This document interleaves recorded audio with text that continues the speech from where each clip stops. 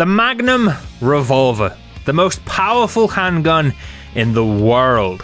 But today, we don't care about any of the theatrics because we're playing every Treyarch zombies and we're only going to be using the Magnum. We start with World at War and we have the 357. Straight up, this is my favorite Magnum in Call of Duty. For me, there's just no beating the original. The sound, the way it looks, the reload sound, the reload animation, it's just, mwah, it is bliss. But there's one thing about this gun that does annoy me. In zombies, it's only available in the box. So, I didn't use the box.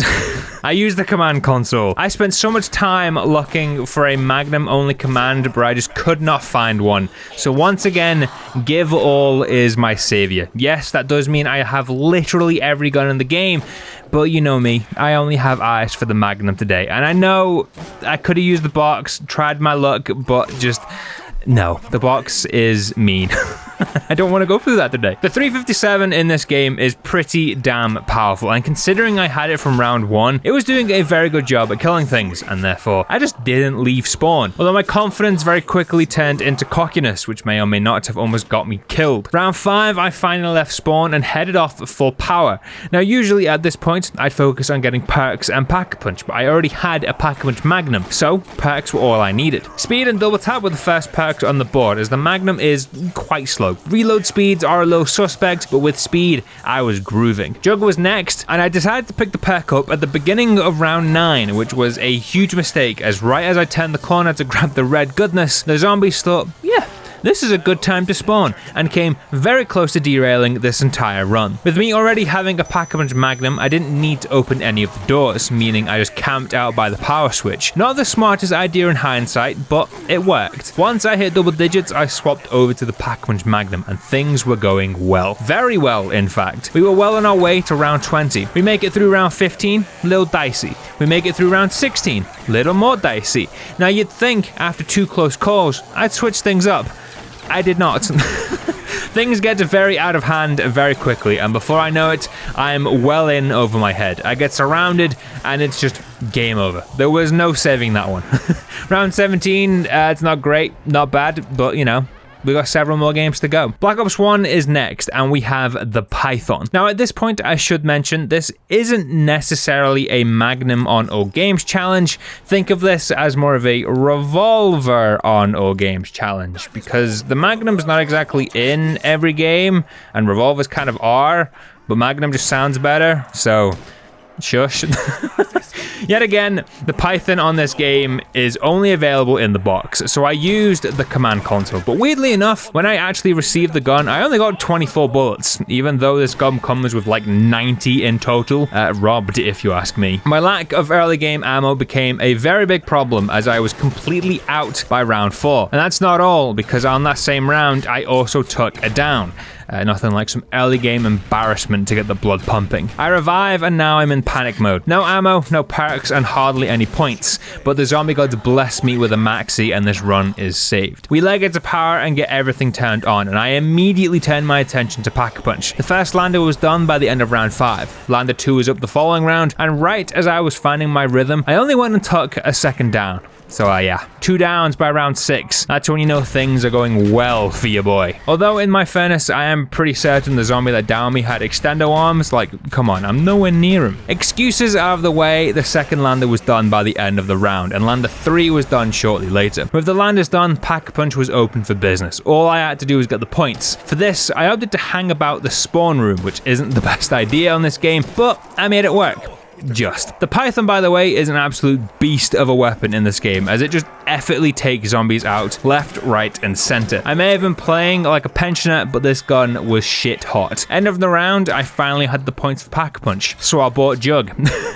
I went a few more rounds, regaining all of my points. Round 10 was monkeys, and considering they could only attack my Jug, it was pretty easy. I get my max ammo and perk, which was PhD. Not quite what I wanted, but oh well. With that done, I made my way to pack-a-punch, but then just didn't upgrade my gun. I got everything done and set up, the door was open, and the upgrade was right there. I then just decided to go another round. For what reason? Honestly, couldn't tell you. But eventually, right at the end of round 12, we had the Cobra, which is the hardest name for a pack-a-punch gun gun, like come on. With the Cobra in hand, the rounds were a doddle. I picked up stamina up and just blitzed everything and anything. That was until round 14. The monkeys were back. Luckily, they didn't do much damage as they only got a hold of my jug. The Cobra during the rest of the mid to late teens is stupidly good. Zombies don't even stand a chance when they are coming up against this thing, but it does have one downside: ammo. Round 18, I am completely dry. No bullets anywhere and seemingly no chance at getting some anytime soon. So I turned to grenades.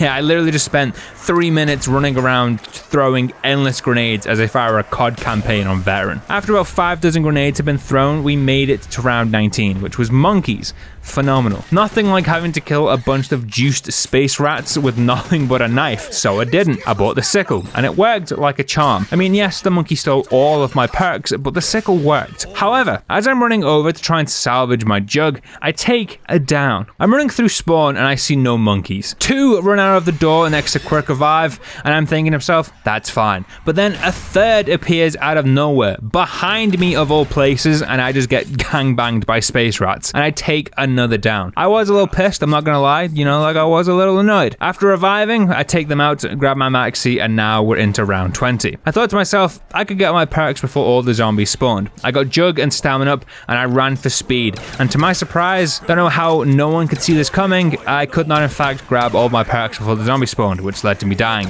So at round 17 and 20 for our first 2 runs. Not the best, but at least we were on an upward trajectory. Black Ops 2 is here, and we have a first for this run, as we have 2 revolvers we can get this time. And yes, I am including the Executioner, I don't care what anyone says. Black Ops 2 is a bit of a weird one though. This game doesn't really have any reliable ways of just giving yourself the weapon you want. No command console, no decent mod menus, so the box it is. But you see, the box in this game is a meat old bitch. I ran 2 full round 10s, spinning the box at every opportunity, and not once did I even come close to getting the guns I wanted. Not even one of them. But I didn't want to skip Black Ops 2 like we did the Galil on every game, as the Python and the Executioner are just immense here. So I downloaded one of the mod menus and used that instead. Unfortunately, this menu is a bit trash. The menu itself is on screen all the time, which is annoying as hell, but it is what it is, and the mod only offers the Pack-a-Punch guns, which again is kind of trash. So yeah, I had Pack-a-Punch guns and a blue rectangle box on my screen from the get-go, so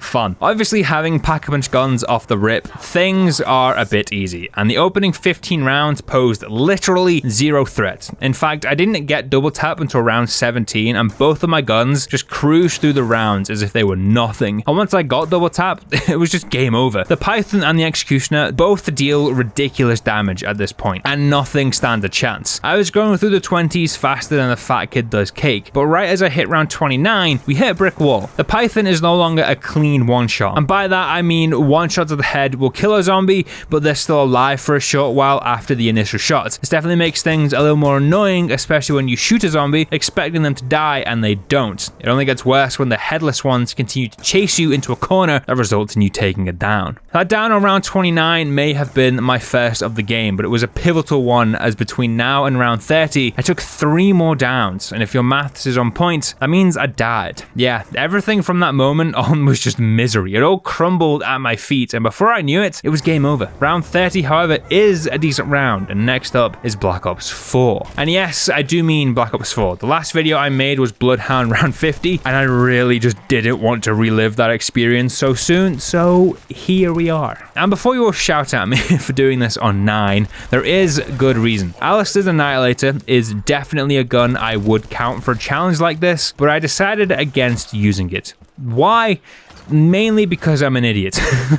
But I thought it would make things a little bit too easy. We hadn't really had to use an absolute stinker of a weapon yet, so Welling-Mozu combination it is. I think we can all agree that the Welling might be one of the worst guns we have ever seen in COD Zombies. Like, we can all agree on that, right? So going into this run, I was less than confident. I had such little confidence in the Welling that once I had the points, I beelined it straight for the Mozu. That way, I at least knew I had had a somewhat competent gun. With the Mozu in hand, I got to work on getting our sacrifices for Pack-a-Punch. The first one, of course, had to be the Gladiator and the Warrior, which always sends my brain cells into caveman mode, but we made it through without any blunders for once. Shortly later, I also had my second sacrifice, and things were going very well. The Mozu is dumb powerful, which we all discovered together during my actual round 50 attempt with it, and with that, it was comfortably able to carry me through these early rounds whilst I got set up for Pack-a-Punch. Rituals 3 and 4 were definitely on the easier side, and it didn't take me long to have my final 2 sacrifices. In that time, I also got all of my shield parts, and the confidence was booming. Pack-a-Punch was open for round 10, and my first gun to get some love was the Welling. I mean, it at least needs a few minutes in the spotlight.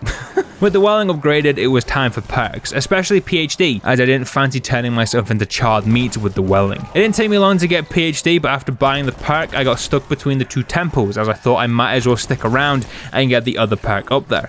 I ended up running out of Welling ammo, which is great, but the Mozu was still packing some damage, and within no time, I was back to feeling all safe and sound. By the end of round 14, I had all of my perks and life was good. The following round, I got the Welling maxed out, and we had our first fight with the Blightfather, but the Welling dealt with him in no time, and I was starting to come around to the Welling. It was actually doing a pretty good job. That was until about 40 seconds later when I take it down. It only got worse from here as well. In between rounds, I got the Mozu its first upgrade, and round 16 was a boss round. I'd take the first couple out, and I was just hanging around waiting for the others to spawn, and I wasn't really paying my full attention. A warrior pops out of nowhere and has his way with me, and just like that, I was down to my last life, and now perkless. The round after, I went on a journey to get all of my perks back, which had a few risky moments, but things smoothed out and we got our perks back. I went a few more rounds. It was now around 20 and we're feeling pretty groovy. The Welling and the Mozu were still doing the business, so I was just chilling, taking down zombies. But you see, that's where the problem lies. I was comfortable. I took my foot off the gas and dared to relax, which only ever ends in pain in these parts. I was walking backwards, blasting zombies until I walked myself into a wall.